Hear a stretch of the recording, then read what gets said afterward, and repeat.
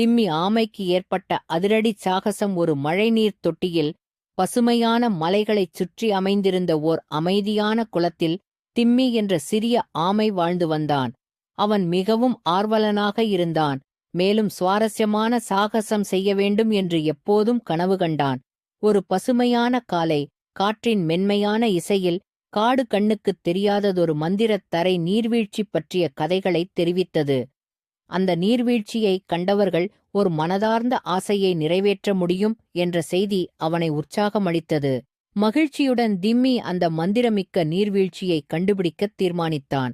அதன் வழியில் அவன் வானத்தை விட வேகமாகப் பறந்த லூசி பூச்சியும் உயரமான புல்களங்களைத் தாண்டித் தாவும் பென்னி முயலும் அவனுக்கு சந்தித்துக் கொண்டனர்.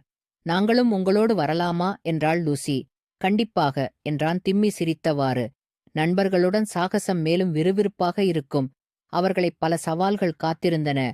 தானியங்கிப் பாலம், பழமையான புலவர் ஆந்தையின் புதிர் மற்றும் திம்மியின் சிப்பியைத் திருட முயன்ற நவீன நரி ஆகியவற்றிலிருந்து தப்பிக்க வேண்டும்.